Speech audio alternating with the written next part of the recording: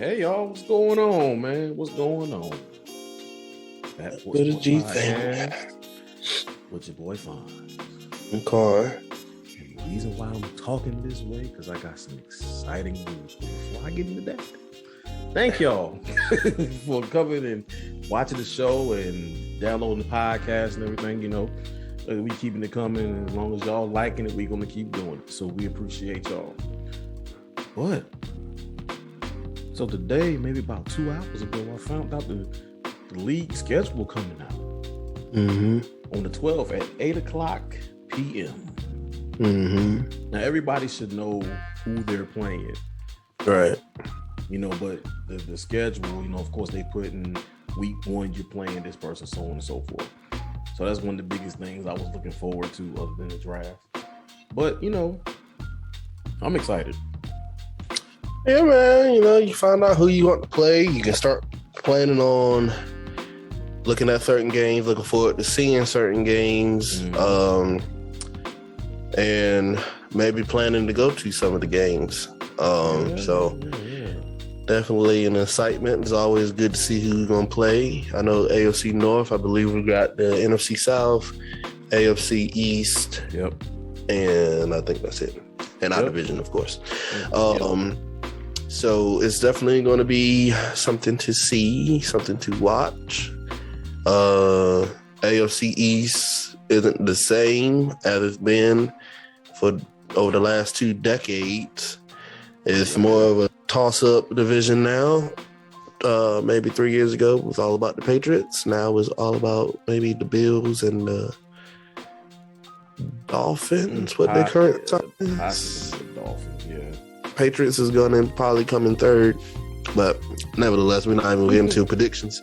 And then we got the weak NFC South. We only, you know, we got to play Tom Brady, and you know, that's always fun. Hope that we do our job. Everybody that's in the AFC North, do your job when it comes down to that one. And so yeah, man, I'm excited about that, man. That's good. I mean, I'm not too excited about seeing Brady, but I don't care. It is what it is. So to switch over to NBA news for a second, the Boston Celtics swept the Brooklyn Nets. And I mean, we kind of seen that coming because Brooklyn had a lot going on this year. With the Kyrie Irving situation, the Ben Simmons situation. So, but I did not expect for them to get swept. Yeah, I didn't expect for them to get swept either. But I can say that Jason, Al Horford, them boys played an excellent game. Oh, yeah.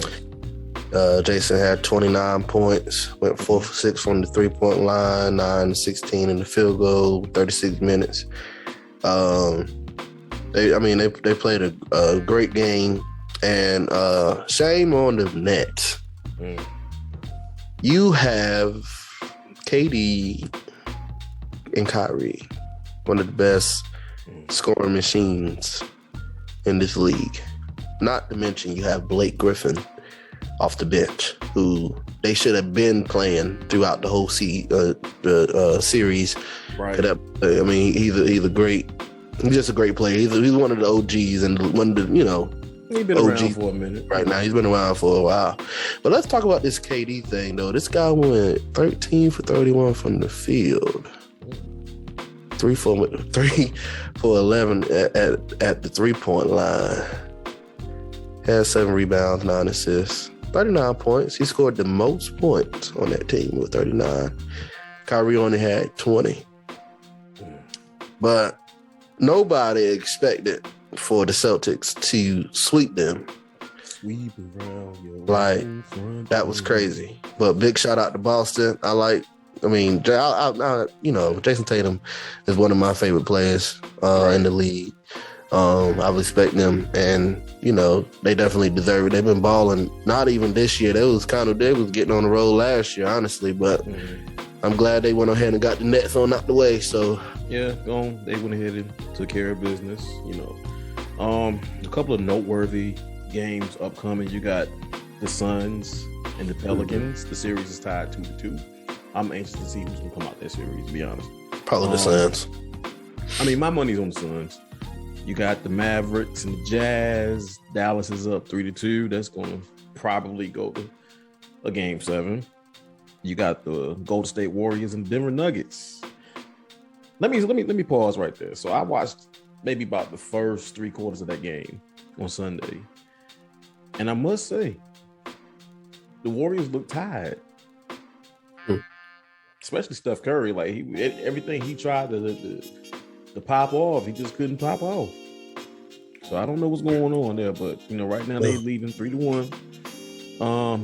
Memphis and Minnesota series is tied 2-2. The Miami Heat and the ATL, the Hawks, Miami is leading 3-1. I think Miami is going to close them out pretty sure. I don't know now. The Hawks played a good game the other day against Miami. They but you know they fought for that one.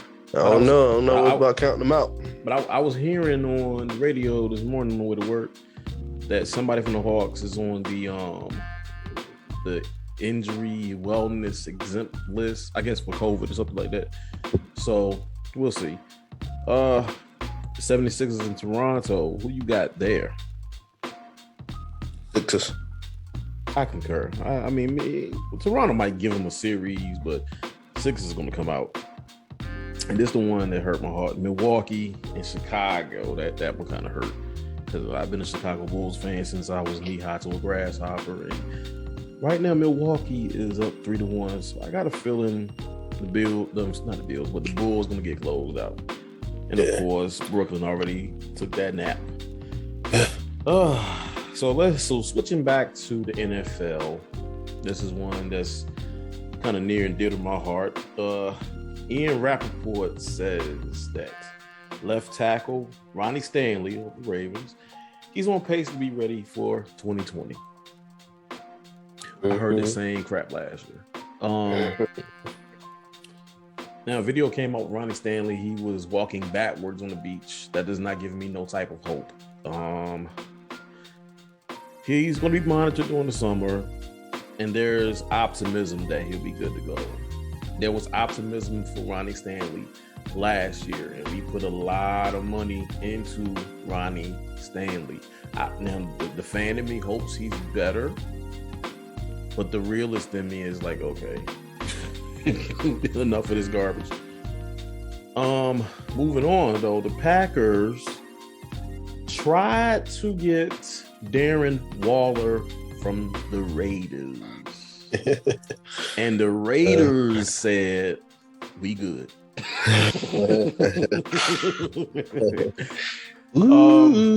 Report came out last night, I believe it was last night, that the Packers tried to make a trade for Darren Waller when they was, traded with Devontae Adams. Right. But both sides declined the offer because of a league rule that prohibits players being part of compensation for a trade of a player on an unsigned franchise tag. Remember, Devontae Adams did not sign his franchise tag. Right. But yeah, that would have been sneaky. Yeah, I mean, honestly, I kind of forgot all about Darren Waller over there, man. Yeah. But I think about it, I mean, they got a great squad over there. They got doggone Jacobs at running back, Darren Waller at tight end, Devontae Adams at wide receiver. They got a decent quarterback in Derek Carr, and their defense is sneaky good. Right, with Max Crosby and them boys out there. So, And what division the Raiders in? They in the West, the AFC West, with Chiefs, Denver, and of course, Kansas City already. Chiefs, Denver, that's Raiders, Chargers. That's what it is. My bad. If they can stay healthy, they gonna contend for that division. Chiefs, y'all better watch out. I feel like the Super Bowl is going to be the NFC West versus the AFC West. But that's just me. I ain't even, that's because everybody in the West is really stocking up. But like I said, I've been really down on the Raiders lately, but like you said, the Raiders have a decent squad that could possibly challenge the Chiefs. Right. Yeah. I mean, but it remains to be seen. Got to stay healthy. They got to stay healthy. I mean, like I said, they had an impressive job this past season by making it to the playoffs with all the adversity that they faced throughout the year.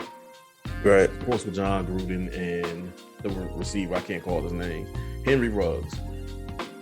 I mean, at the end of the day, I feel like the Raiders will really contend for that division. I really do. All right. Even the Chargers got a chance. And the Chargers, maybe. They got to get out their own way, though. So, this Thursday night, the draft. After waiting, the draft is coming up. The first round, to be exact. So, in your opinion, who do you think is going first overall? That is a great question. The Jaguars got number one, right? Jaguars, again, have the number one overall pick.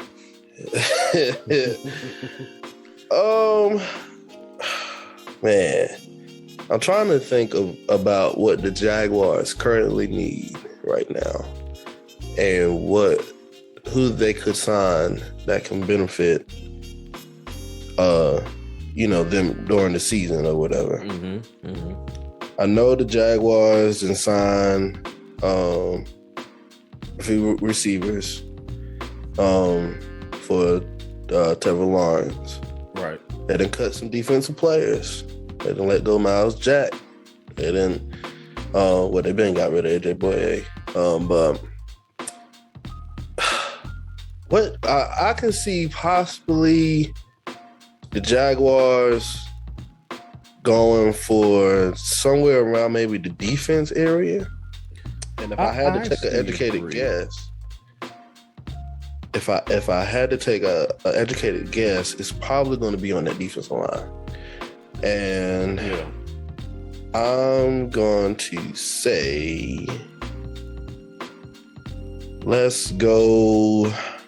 I can't pronounce his name, but it's all right. I'm going to try. Akim Iguan, or whatever his name is, a tackle from North Carolina State. He's a tackle. Sorry, bro. You know how to pronounce his last name. Right. And I feel you. I feel you with that. I feel like, and not only just me, but like the consensus feel like they either gonna go Aiden Hutchinson or what's the other guy name? Well, Aiden Hutchinson or even Trayvon Walker. Those two, especially with defense, Aiden Hutchinson, he's a edge defender, and he's pretty good. He's like number one on everybody's board. Right. But I really think that they're gonna pull an okie doke of everybody and go Sauce Gardner. I really feel like they're gonna do that. That's just the Jags' way of thinking. Now, last year was obvious because they needed a quarterback, and the best quarterback of that class was Trevor Lawrence. But I really feel like they either can go edge defender or they're gonna go corner. Yeah, either they go edge, or I can even see them drafting an offensive lineman or offensive tackle. Yeah, that too. You got to keep him upright. Yeah, you got to keep him protected because that was one of the issues as well last year. And then too, Urban Meyer was their head coach. But so I mean, and just going back to North Carolina. I mean, North Carolina got some good offensive linemen that you can possibly pick up. So I'm gonna go Ike out of NC State. All right, he's a junior this year, and he's a offensive tackle. I can see Jaguars picking up. They're either gonna go defensive tackle, outside linebacker, or offensive tackle. Okay. Somewhere around that area. All right, cool. So everybody knows that who teams that we back. We don't hide it at all. Oh no. Quan got the Steelers flag hanging up, and I have my Ravens big board with the lights. So, as a Steelers fan, out of this, if y'all could, let's take it like this. If y'all could move up, let's say y'all trade up into like a top 10, who would you pick as a Steelers fan? Kenny Pickett. That's easy. Kenny Pickett. Oh man, definitely got to drive the quarterback. Definitely. So not Malik Willis. Malik Willis, if he's available at 20. Yeah, but I like Kenny Pickett a little bit more than Malik Willis. Now Malik Willis he's very athletic. Like he's an athletic playmaker type. You know what I'm saying? He is a good fit for us. Don't get me wrong with the offensive coordinator that we have in Matt Canada. Mm-hmm. He would definitely like utilize some creative concepts that he did in college over, to our offense. But right. Like it's more of like with the Kenny Pickett thing, I kind of related to like the James Conner. James Conner was from Penn State. Kenny Pickett from Penn State. We already Penn State connection. Yeah, that Penn State connection. We know so much about him already. I mean, it's not a big adjustment for him because he's literally going right across the street. You know what I'm saying? The training. I think we share a training facility with Penn State, if I'm not mistaken. But anyways, but it's not far from home. I want us to draft a quarterback, whether it's Malik Willis, Kenny Pickett. We need a quarterback for the simple fact, you know what I'm saying? We did sign Mitch Trubisky. We still have Mason. We lost Dwayne Haskins, unfortunately. So we definitely need somebody to battle that second spot because Mason just can't give it to him. And I feel even like the defense y'all got, I would not even trust Mason. Right. So definitely we need a quarterback. Like I would love for us to draft a quarterback in the first round. That'd be a good start for us. Even if he has to sit behind Mitch because he signed to a 2-year deal. Even if you let him sit behind Mitch for 2 years and start him, that's perfectly fine. But we definitely have to find a successor for Big Ben. I don't think Mitch is the successor for Big Ben. I think it's going to be one of these rookies out here that we're going to have to draft either this year or next year, but I don't see a point in waiting next year because we might need something else next year. That's maybe more important. Right now, what's important to us, in my opinion, is quarterback. We won, we had one for 18 years. He just retired. And we just had one that is not with us no more because of a mistake that happened, but he was still young. So, I mean, we done lost a lot at that position. So we definitely need to draft a quarterback. So, and I kind of figured you was going to go all in on a quarterback. If I was the GM for the Ravens, which I'm going to be sure. If I was the GM and I'm like, okay, we got the 14th pick. What do we need? I'm a firm believer in the trenches. So my pick, honestly, would be, if he would fall down to us, Jordan Davis out of Georgia. Big defensive tackle. Mm-hmm. I would go D tackle, my 14th pick. Simply because, okay, you got my man Calais Campbell there. Okay, he's long in the tooth now. Like, I mean, yes, he can still play at a high level, but Right. And then Brandon Williams, I don't think we're going to re-sign him. So we need somebody to plug that middle up. Now, on the flip side, my first instinct was to go edge defender, but I will wait till like the second round to go edge defender. And then my other first instinct was to go offensive line, but I'm looking at it like this: Ronnie Stanley could be coming back healthy. He could not be coming back healthy. So that kind of changes my pick a little bit. You got to have that insurance. But my heart of heart says Jordan Davis, but my mind is like, okay, offensive line. Now, if neither one of the quarterbacks is available to us at 20, I would suggest drafting a corner. Yeah. As whoever is still a fan out there, y'all listen and hear me out. Pittsburgh has always had a great front seven. Always. We maintain it. We always maintain a front seven. I give you that. Because, I mean, a front seven is important. You can put pressure on the quarterback, make him get rid of the ball quick.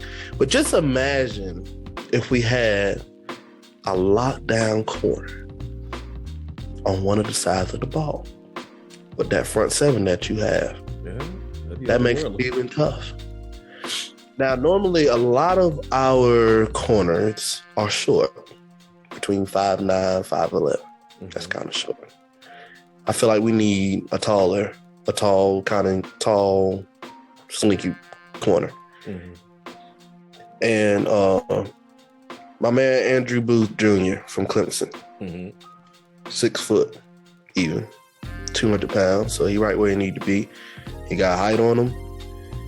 And I mean, he had an all right season. His statistics is not very surprising, but it's just the fact one of the main reasons he's going to be probably one of the best corners on the board. I believe in taking the best available player at your needed position, possibly.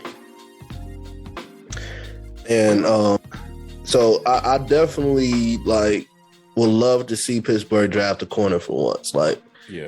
Especially in the first round. Even if we can find somebody better than him, that'd be dope. I feel like that'd be what has set us over the edge. If we can just find some corners, don't get me wrong, the Joe Haydens of the world is great. Ike Taylor was amazing.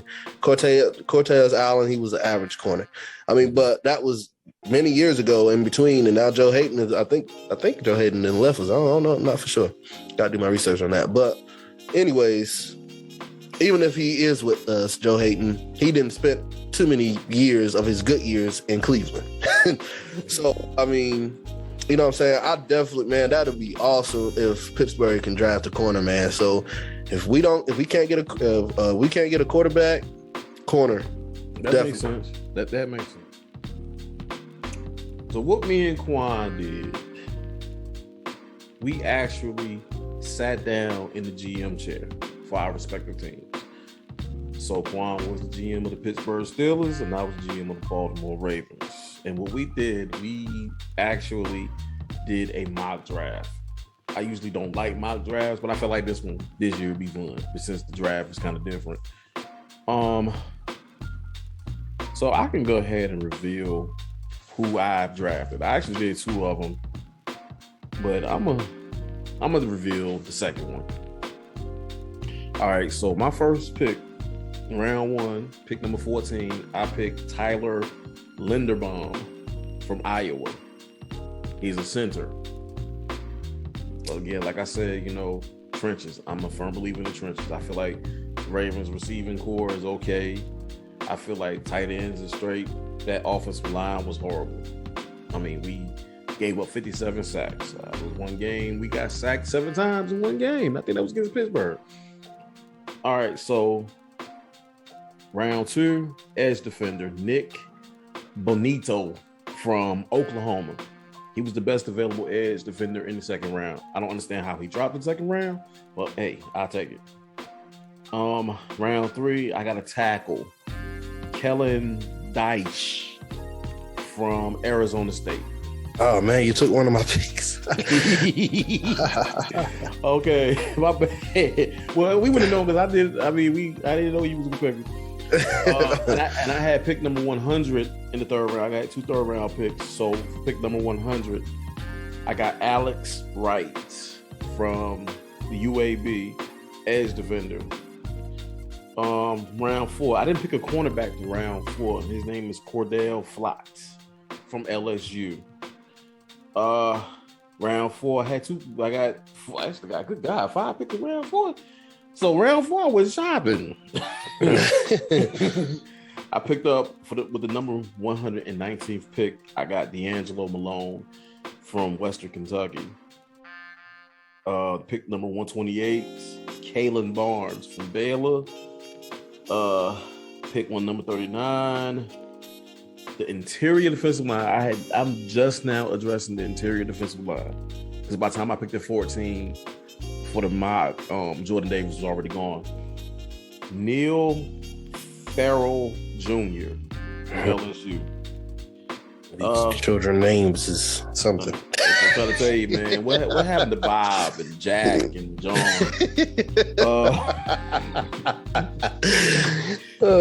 Round 4, pick number 141.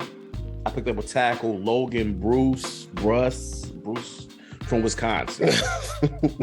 And I didn't have a fifth round pick. But I went back to the defensive interior in round 6. Curtis Brooks from Cincinnati. My overall grades is a A-.